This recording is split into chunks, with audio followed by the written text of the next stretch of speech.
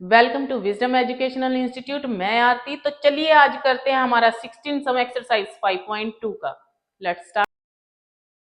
Determine the AP whose third term is 16 and seventh term exceeds the term fifth term by 12। समझो, आपको अब AP बनानी है। अब तक AP दे रखी थी, आप वहां से A find out first term निकालते, D निकालते और पुट कर देते थे। अब क्या है, अब कहता है आपको थर्ड टर्म गिवन है और सेवंथ टर्म एक्सीड मतलब कम होती जा रही है। फिफ्थ टर्म कितनी कम हो रही है? 12 कम हो रही है वो। ठीक है, अब देखो जो जो उसने दिया है उसी का हम यूज करेंगे। गिवन है हमारे पास A3 कितनी है बच्चे? 16। सेकंड कंडीशन देखो, A7 exceed minus A5 is equal to कितने से एक्सीड हो रही है? 12 से एक्सीड हो रही है ना। तो यहां से A3 क्या है? A प्लस 2D लिख सकते हो। पता है आपको कैसे आना चाहिए A प्लस 2D। तो यहां से इसको फर्स्ट इक्वेशन रख दो। अब यहां से A7 की क्या होगी? A प्लस में 6D और यहां से A5 कितना आएगा? A plus 4D is equal to 12। यहां से क्या करोगे? ओपन कर दो brackets, minus A minus 4D is equal to 12। ठीक है, opposite sign cancel, 6D minus 4D 2D 12। D की वैल्यू कितनी आ जाएगी? 6 आ जाएगी। 12 को 2 से डिवाइड करोगे कितना आएगा? 6 आएगा। अब इसकी D की वैल्यू यहां पुट कर दो। Put value of D in 1 करो बच्चों। A plus 2 multiply 6 is equal to 16। A plus 12 is equal to 16। तो A की वैल्यू कितनी आ गई? 16 माइनस 12 इज इक्वल टू 4, है ना।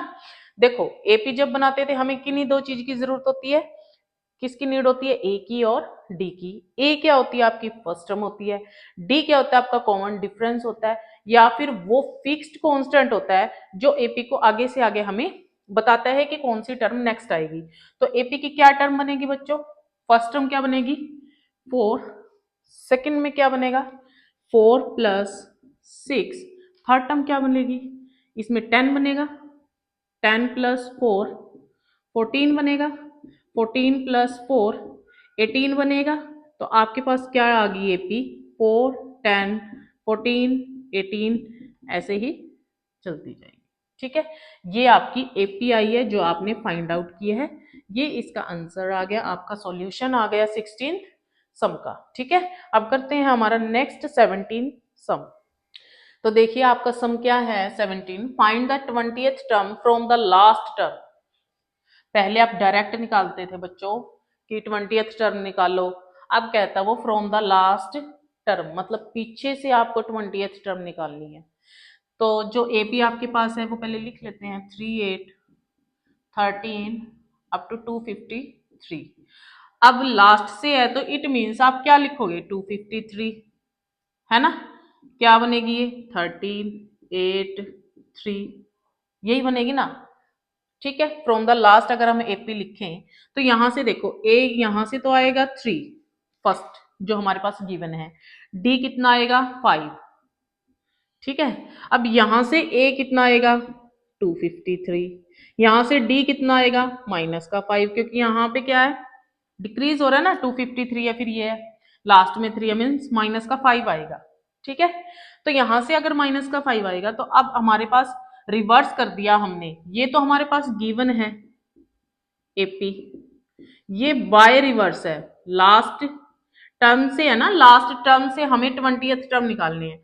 तो बाय रिवर्सिंग AP तो आपके पास ये बनेगी वो 253, ये है ना। तो यहाँ पे अब उल्टा हो गया। फर्स्ट टर्म तो बन गई हमारी 253 और D कितना बन गया? माइनस का 5। ठीक है, तो निकालो कितना आएगा? 253 प्लस कितना आएगा? N minus 1 D AN। nth term ये बनेगी। ठीक है, अब nth टर्म ये बनेगी तो अब आपके पास यहाँ पे an कितना होगा और n कितना होगा? 20th होगा। n क्या होगा? 20th होगा। देखो 253 प्लस n कितना होएगा बच्चे? 20th टर्म निकालनी है। डी कितना आएगा बच्चे, माइनस का 5 मल्टीप्लाई लिखो वरना -5 लगेगा। 253 प्लस 19 मल्टीप्लाई माइनस का 5 करो। 253 माइनस का कितना आ जाएगा, माइनस का 95। ठीक है, अब इसको सब्ट्रैक्ट करो, आपकी कौन सी टर्म आ जाएगी, ये 20th टर्म आ जाएगी फ्रॉम द लास्ट, A20 है ना। यहाँ पे जनरल टर्म ना लिखे आप डायरेक्ट भी पुट कर सकते हो, इससे और भी छोटा हो जाएगा A प्लस 19D। ठीक है, ये A है, G लग रहा होगा, A प्लस 19D। ठीक है, इसमें भी पुट कर सकते हो सेम आएगा, इसमें भी पुट कर सकते हो आप सेम आएगा। ठीक है, तो कितना आ गया, 13 में से 5 गए 8, 4, 14 में से 9 गए 5, 1 मीन्स 20th टर्म कितनी आई है आपकी, 158 आई है। ठीक है, फ्रॉम द लास्ट कितनी आई है, 158। ठीक है, तो चलो अब करते हैं अपना, ये 17th सम था, अब करते हैं अपना 18th सम। ठीक है, 18th सम करते हैं। देखो क्या है, the sum of fourth and eight terms is 24। क्या कहता है सम का मतलब क्या है, A4 प्लस सम का मतलब A8 कितनी है बच्चों, 24। नेक्स्ट फिर से सम बोल रहा है 6th और 10th टर्म का, तो 6th क्या आएगी A6, 10th क्या है A10। सम बोला था, सम कर दिया, कितना है सम, उनका आंसर कितना आ रहा है, 44 आया। अब कहते हैं फर्स्ट 3 टर्म्स निकालनी है, फर्स्ट 3 टर्म्स निकालनी है मतलब आपको एपी स्टार्टिंग, आपको एपी फाइंड आउट करनी है ना उसकी, तो करो। A4 को क्या लिख सकते हो, A plus 3D, A plus 7D is equal to 24, 2A plus 3D 10D, 7D और 3D 10D is equal to 24। 2 common लो, A plus 5D is equal to 12, बन गई first AP, sorry first equation. अब क्या बनेगी, ये find out करते हैं, A प्लस 5D, A 10 है तो कितना आएगा, A plus 9D is equal to 44, 2A plus 14D is equal to 44। A 2 common लो, 2 कॉमन लोगे तो यहाँ से A है, यहाँ से 7D, यहाँ से 22, क्या बन गई second equation. Elimination method use करो या सब्सटीट्यूशन भी यूज कर सकते हो, बट एलिमिनेशन ज्यादा अप्रोप्रिएट लगता है मुझे, तो मैंने ये यूज किया है। तो यहाँ से देखो सब्ट्रैक्ट कर दो, कैंसिल हो गया, माइनस का 2D आ गया, कितना आ गया, अब यहाँ से 10 आ गया, माइनस का 10 आ गया, माइनस से माइनस प्लस हो जाता है डिवाइड करते हुए, तो D की वैल्यू कितनी आएगी, 10/2 5 आ गई, D की वैल्यू कितनी आ गई, 5 आ गई, D आपका 5 आ गया, नीड है इसकी।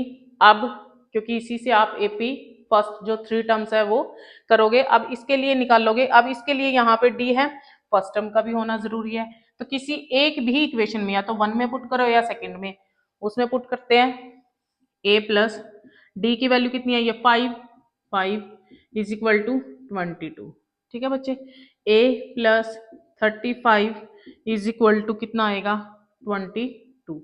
तो D की वैल्यू आ जाएगी 20, सॉरी A की वैल्यू आएगी 22 माइनस 35, तो A की वैल्यू कितनी आ जाएगी, यहाँ से देखो कितनी आ गई, माइनस की आएगी 13।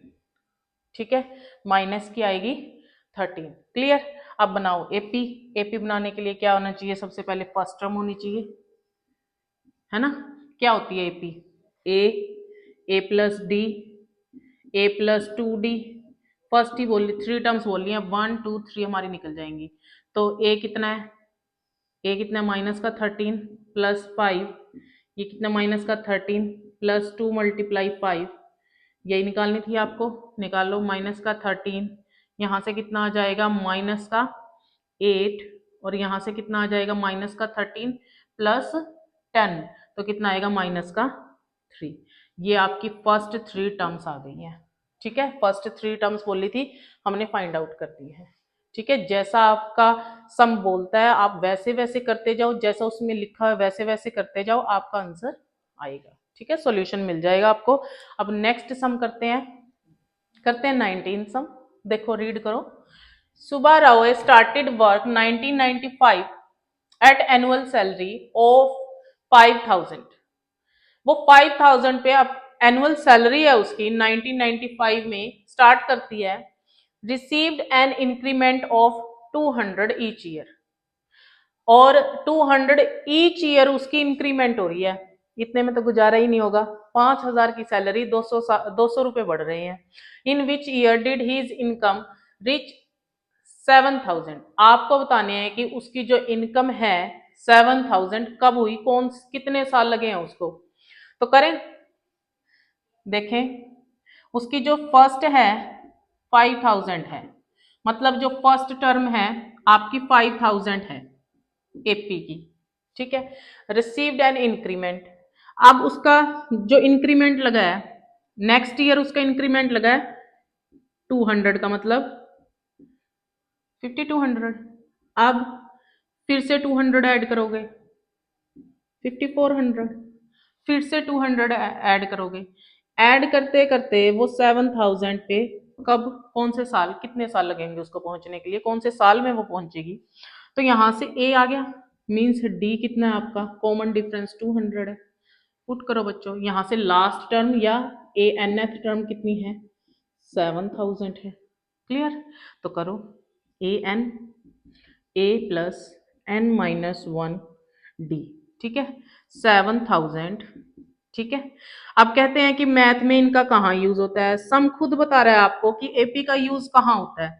जितने भी आपने सम करे हैं इनकी एप्लीकेशन क्या है क्या नहीं है वो खुद आपको बता रहे हैं, पर फिर भी बच्चे क्या कहते हैं कि मैथ्स का यूज कहाँ होता है डेली लाइफ में।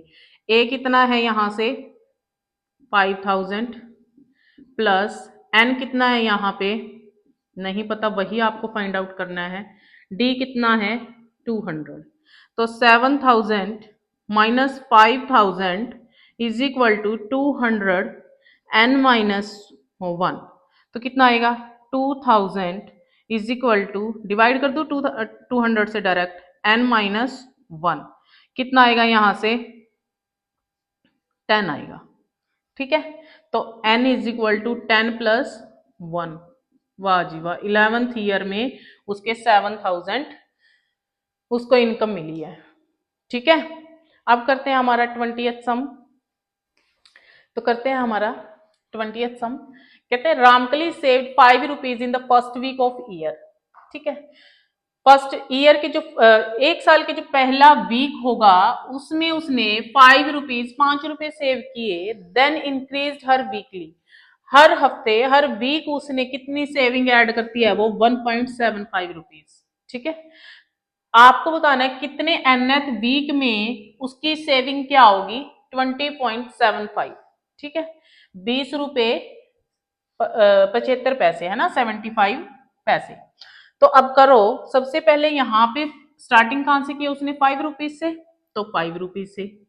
नेक्स्ट वीक फिर क्या करेगी वो 5 तो है ही है, उसमें 1.75 रुपीज ऐड कर दिए, ठीक है। तो कितने आ गए 6.75 आ गए। अब 6.75 आ गए, उसमें फिर से उसने 1.5 है ना, 1.75 है बच्चों, 1.75 फिर से ऐड कर दिए। तो कितना आ गया ये देखो 10 और 14 15 178 इतने आगे।